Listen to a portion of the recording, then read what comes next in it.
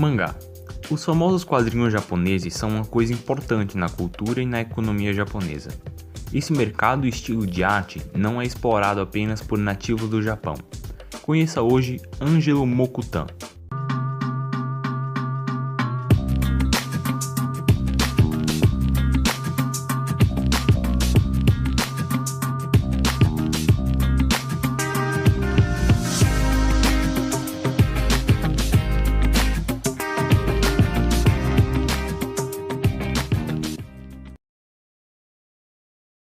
Ângelo Mokutan.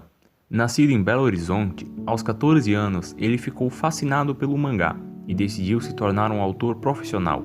E hoje ele tem o que todos os otakus já sonharam. Na terceira tentativa de embolsar em uma bolsa de estudos, em 2007 conseguiu ingressar no mestrado na Universidade Zoukei de Tóquio. Após se formar em animação, trabalhou no setor de tecnologia da informação durante 5 anos. Mas ele não podia deixar seu sonho de lado, então sacrificava horas do seu sono para produzir e publicar vários quadrinhos. Assim, lançou-se como profissional.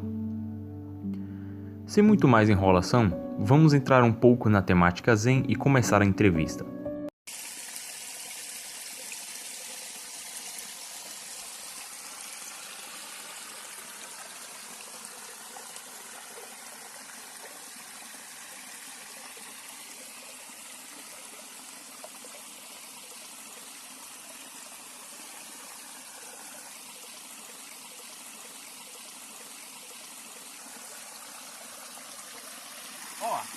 Eu lhe apresentei antes das perguntas, mas nada melhor do que você mesmo se apresentar. Mokutan, quem é você? Primeiramente, obrigado, Otaviano, pela oportunidade dessa entrevista. Meu nome é Ângelo Mokutan. Eu sou um quadrinista que quer trabalhar quadrinhos como arte, no sentido mais profundo do termo, para além de diferenças superficiais, como nacionalidade e essas coisas. Você pode falar um pouco sobre seus títulos já publicados e como funciona o mercado de publicação aí no Japão? Tenho publicado um livro ilustrado para crianças. Ele não é muito conhecido, mas foi meu primeiro trabalho publicado aqui impresso. Já publiquei em revistas mensais, que foi o caso da Presidente Next, onde que começou a série Tudo Sem Quadrinhos. Claro, desde o começo faço publicação na internet. O mercado de publicação digital aqui ainda está em desenvolvimento, não é tão desenvolvido como nos Estados Unidos.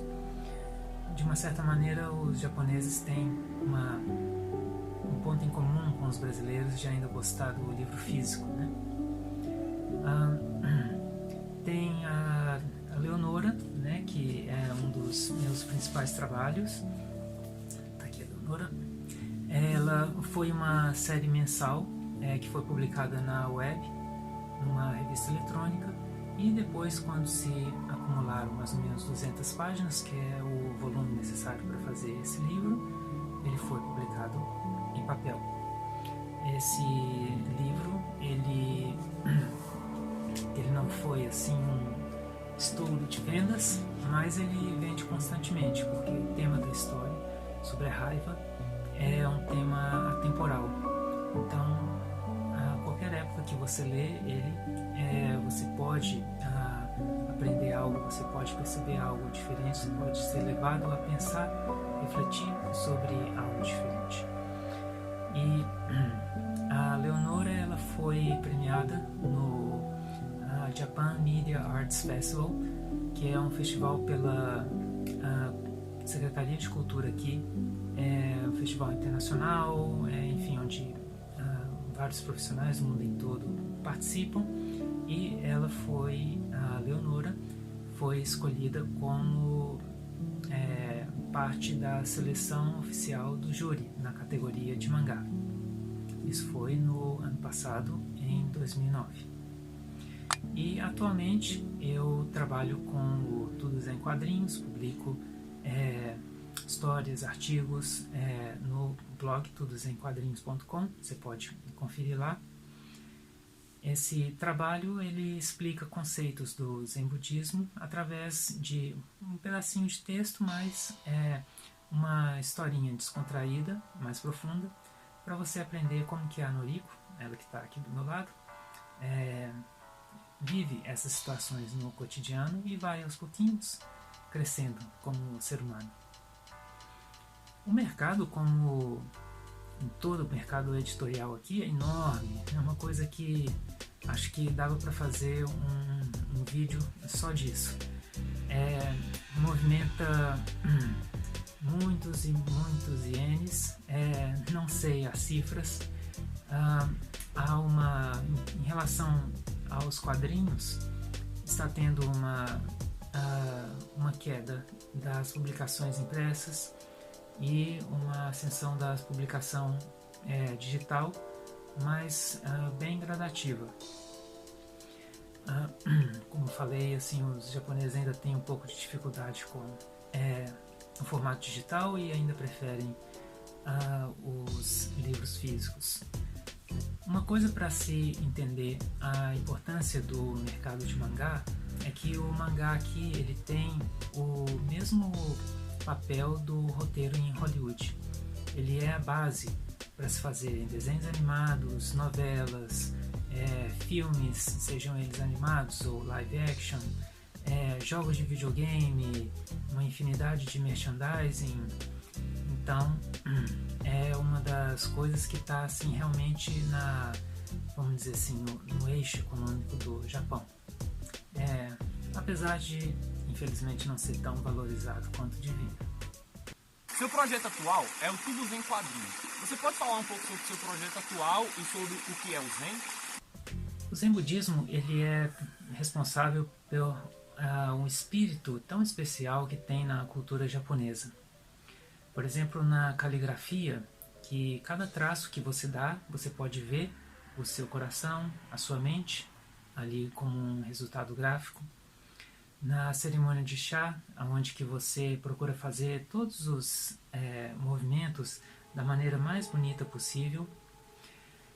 Também no arco e flecha, onde que você deve se tornar um com o arco, a flecha, o alvo. E, enfim, tem muita coisa interessante sobre o Zen, que é inclusive complementário à cultura brasileira. Isso foi com certeza um dos motivos que me trouxeram aqui para o Japão. Eu, desde pequeno, tenho contato com o Zen através da minha mãe. Ela foi uma discípula de um monge Zen budista para aprender medicina tradicional oriental. E, bom, é claro que eu não tinha muita consciência na época, mas sempre tive em contato, né, com o pensamento oriental e achava muito interessante coisas como, por exemplo, o Yin e Yang. Existe o claro, né, o escuro, e o escuro não é ruim, o escuro é simplesmente uma outra parte, ele é complementar da claridade. E todos os dois são necessários, cada um tem a sua função. Eu vejo nisso uma forma muito interessante de pensar, de se viver, porque isso tira um peso das costas, que seria aquele peso do julgamento, isso é errado, isso é pecado, né? É uma forma bem interessante de ver as coisas, a dos complementos do Yin e do Yang. E então acontece que para aprender sobre o Zen budismo também não é fácil. O Zen budismo, primeiramente ele fala que ele não pode ser compreendido completamente através do intelecto, da mente. Portanto, não pode ser descrito ou definido em palavras. Né? Isso é um ensinamento muito verdadeiro, mostra a natureza prática do Zen, mas te deixa também assim com um grande dilema, assim, e aí, vai ou não vai? Né? Não tem como você simplesmente disfarçar num bom discurso que você entende sobre o Zen. O Zen é uma coisa que, por ser muito prática, ele vai te mostrar para você mesmo, né? Até onde que você está entendendo, até onde que você não está entendendo, nas suas ações. E além da questão da língua, se você quer aprender sobre o Zen também, você, né, teria que provavelmente ser aceito por algum monge, ter alguma orientação de algum monge, né? Às vezes não tem essa pessoa, né, perto de você, você precisaria de vir aqui ao Japão, enfim, tem algumas dificuldades para aprender o Zen. E aí eu percebi, poxa, eu tenho contato com esse conhecimento tão bacana, né, e gosto tanto dele, então eu posso compartilhar isso com as pessoas que também estão procurando e que não têm a oportunidade de estar aqui como eu estou. Para isso, daí surgiu o Tudo Zen em Quadrinhos, que é o projeto que eu venho trabalhando já faz 3 anos. Ele teve alguns formatos diferentes no passado, já foi publicado, por exemplo, em revista, impressa, já foi publicado também num site nippon.com, e atualmente eu publico no meu blog, tudozenquadrinhos.com. São histórias que explicam alguns conceitos do Zen que são bacanas para a gente usar no nosso dia a dia, como, por exemplo, o Ichigo Ichie, onde que fala, cada momento é único. Mesmo que você se encontre com a mesma pessoa no outro dia, você já não é a mesma pessoa, a outra pessoa também já não é a mesma pessoa. Então, para você desfrutar dessa beleza, desse momento único, né? Na cultura grega clássica também, né, tinha o ensinamento, nunca se entra no mesmo rio 2 vezes, porque as coisas estão sempre, né, acontecendo, passando, fluindo. E para finalizar a explicação do Tudo Zen em Quadrinhos, a Noriko, ela que está aqui do meu lado, ela é a personagem principal. Ela é uma colegial que ela tem as suas necessidades emocionais, afetivas, mentais, enfim. E ela vai passando por diversas situações no dia a dia, como a gente passaria também, e vai aprendendo o significado dos conceitos Zen de forma indireta, mas de uma forma muito prática. E são situações sempre que a gente pode também perfeitamente vivê-las.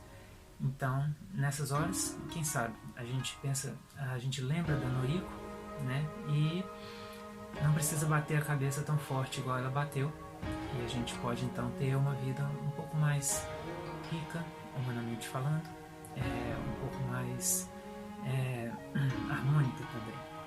Seu amor por mangás é bem evidente, tanto que você trabalha com o Tudo Zen em Quadrinhos sem lucrar financeiramente com isso. O que lhe motiva a continuar com o projeto? O Tudo Zen em Quadrinhos, desde que ele começou a ser publicado no site nippon.com, ele tem tido uma recepção muito boa e também tenho recebido mensagens, comentários dos leitores falando, poxa, que legal, foi para mim assim muito bacana estar em contato com os ensinamentos do Zen, né?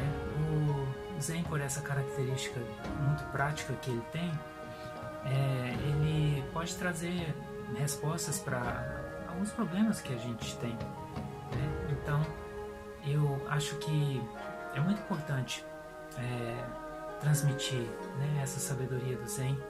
Isso não é uma coisa fácil de se entrar em contato, né? Eu estou aqui no Japão, estou próximo do pessoal, dos monges, tenho acesso a muita literatura e tenho os meios, assim, o idioma necessário para conseguir fazer isso. E então eu acho que trabalhar com Tudo Zen em Quadrinhos é o o melhor que eu posso fazer no momento, né, para o meu trabalho. E também vejo, agora a gente está passando por uma época difícil da quarentena, a luta contra o coronavírus. Tem muitas situações em que o desafio maior é um desafio psicológico, sobre as nossas emoções, são sobre os nossos pensamentos. E o Zen é uma das tradições que ajudam você a se conhecer melhor nessas esferas do pensamento, da emoção, e a lidar melhor com isso. E também, consequentemente, compreender melhor as pessoas, né, os pensamentos, as emoções delas. Então, bom, eu poderia resumir que, para mim, trabalhar transmitindo a mensagem do Zen através dos quadrinhos é tudo de bom. Quais suas principais inspirações artísticas? No mangá é o Matsumoto Taiyo. Ele é bem conhecido aí no Brasil pelo Preto e Branco, e essa daqui é uma antologia de trabalhos dele, que são os Irmãos do Japão. Foi o primeiro livro que eu tomei em contato dele, e desde dessa época eu admiro muito a liberdade com que ele desenha, e também a profundidade da mensagem das histórias dele. No caso do Preto e Branco, por exemplo, né, a história de dois irmãos que são como se fossem um yin e yang, em termos de complementos, e o momento mais dramático é da separação deles, e aí a gente vê como que eles não conseguem viver um sem o outro. É muito bacana, recomendo. Também mais conhecido como diretor de filmes, mas que também fez seu mangá, é o Miyazaki Hayao com o Náusica. Náusica do Vale dos Ventos. É uma história muito bacana, tem um ponto em comum com a Princesa Mononoke, que ganhou o Oscar. Aliás, perdão, acho que foi indicado ao Oscar. E agora não fiquei muito certo. Assim, foi indicado ao Oscar. Mas enfim, tanto a Náusica como o Ashitaka, os personagens principais desses filmes, eles têm a possibilidade de se relacionar com todos os seres humanos sem preconceito. E eles se relacionam, eu atreveria a dizer, com a parte mais luminosa de cada ser humano. Então, quando é o vilão do filme, o vilão ele é assim, terrível com todo mundo, menos com esse personagem principal, porque o modo deles se relacionarem é diferente. O modo com que o personagem principal, a Náusica ou o Ashitaka, se aproxima e trata as pessoas é diferente. É respeitoso, por exemplo. Então, acho muito bacana o trabalho do Miyazaki, a profundidade que ele tem, e como que ele consegue também encontrar um equilíbrio entre essa questão artística e a questão comercial, no sentido de ser comercialmente viável. Uma outra influência que eu tenho, que não é das artes visuais, mas é um músico que chama Philip Glass. Ele, comumente, ele é colocado como minimalista. Ele próprio não gosta dessa classificação, mas a música dele surgiu nessa época, onde que estavam acontecendo experimentos muito interessantes na música clássica, e ele pode não ser um minimalista, mas ele teve muita influência do minimalismo. Ele contribuiu também para o desenvolvimento desse movimento musical. E o minimalismo ele vem no fundo do Zen, que fala sobre a simplicidade das coisas, de você conseguir, por exemplo, apreciar um ciclo do mesmo som repetido, porém essa repetição ela não é a mesma, ela sempre é um pouco diferente dependendo da sua percepção. Isso é uma coisa que é totalmente zen.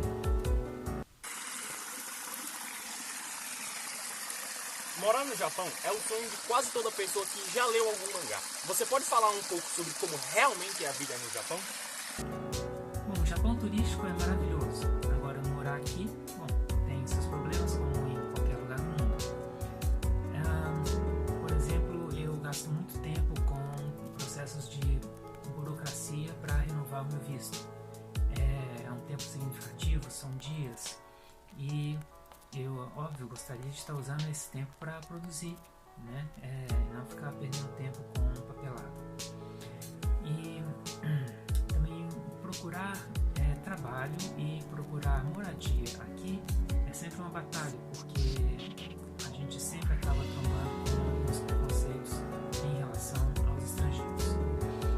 Agora tem fatos interessantes também, por exemplo, a japonesa é uma língua difícil, mas se você demonstra que você está fazendo um esforço para aprender a língua, os japoneses valorizam isso e valorizam tanto que chega até a ser perigoso, porque você fala umas 2, 3 palavras e eles, nossa, como você fala bem, né? Então, se você deixar se levar pelo seu ego, você vai ficar satisfeito com o seu japonês de 2, 3 palavras. Qual a última vez que você viu um robô gigante? Olha, eu vejo um robô gigante quase toda semana quando eu vou em Odaiba, aqui em Tóquio. Sério?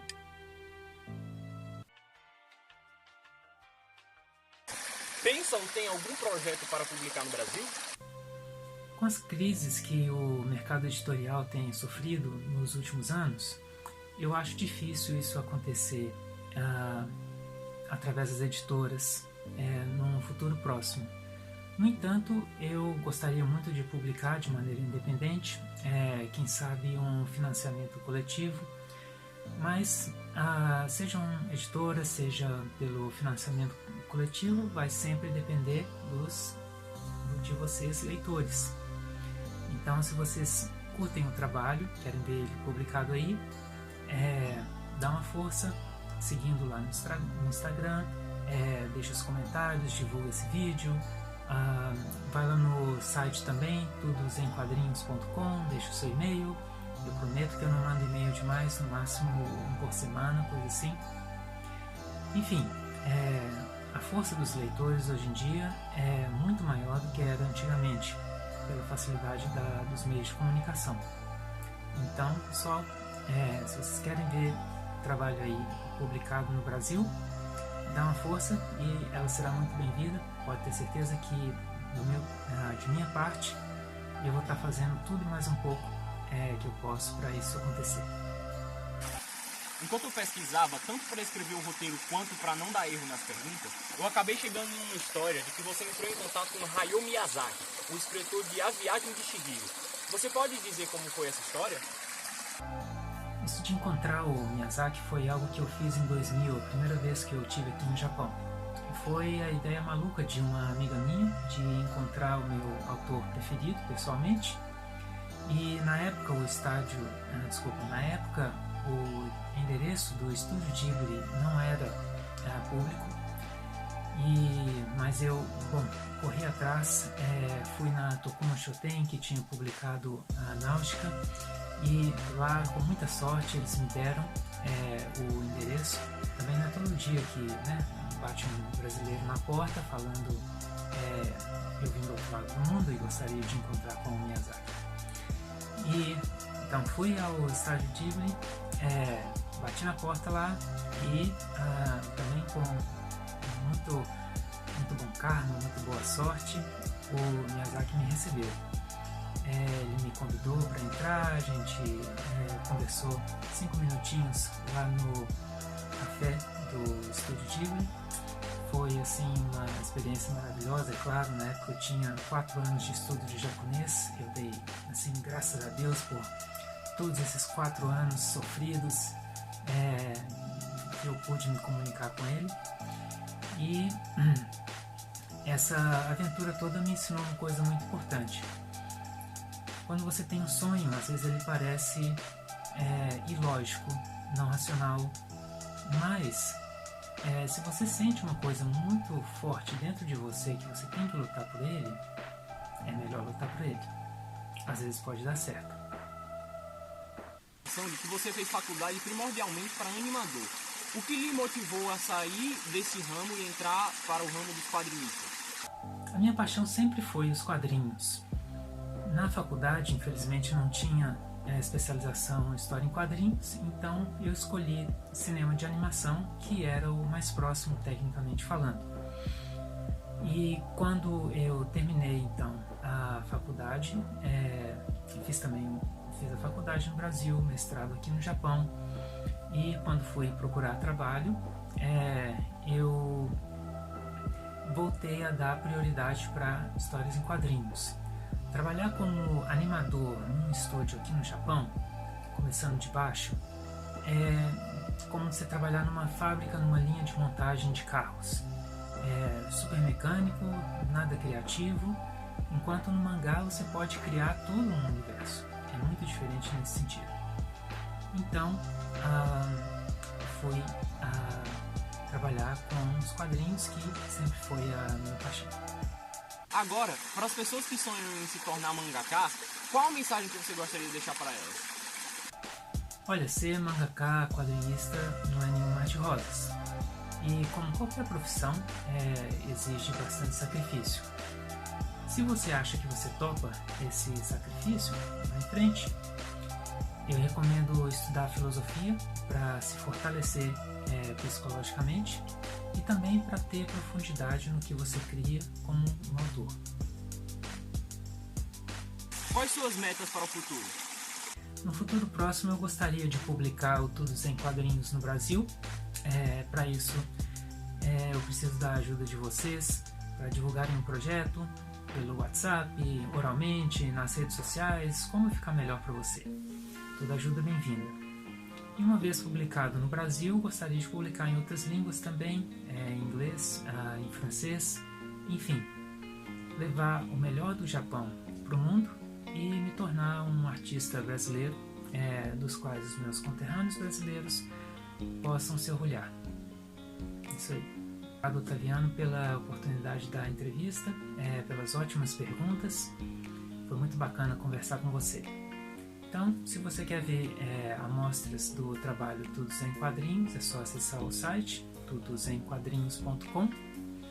E se você gostou, deixe o seu e-mail lá para receber as novidades na sua caixa de entrada. Eu prometo que eu não mando muitos e-mails, coisa de 1 por semana no máximo. Também divulgo um pouco do trabalho no Instagram. É só você procurar Mokutan, underline, aquele tracinho embaixo, Angelo. Ok? Isso aí. Um grande abraço. Um abraço para todos que estão assistindo esse vídeo também. E fiquem zen. Por último, eu queria agradecer ao Mokutan e que as suas palavras, as suas vivências inspirem as próximas gerações de jovens.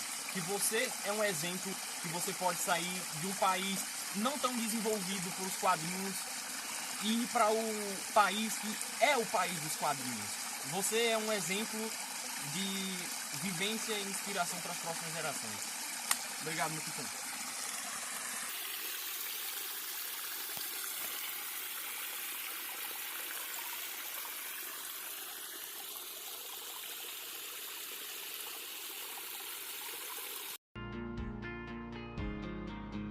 Tiremos sempre o melhor de cada situação. Ruim ou bom, cada momento e pessoa pode nos ensinar algo. Como aprendi conversando com o Mokutan, Ichigo Ichie. Cada momento é único e especial por si só. Seja desenhando, compondo, escrevendo ou produzindo. Ensine e aprenda. Sinta cada momento. Talvez esse seja o real sentido da vida. Carpe diem. Obrigado por assistir esse vídeo. Eu espero ver você numa próxima. E até mais.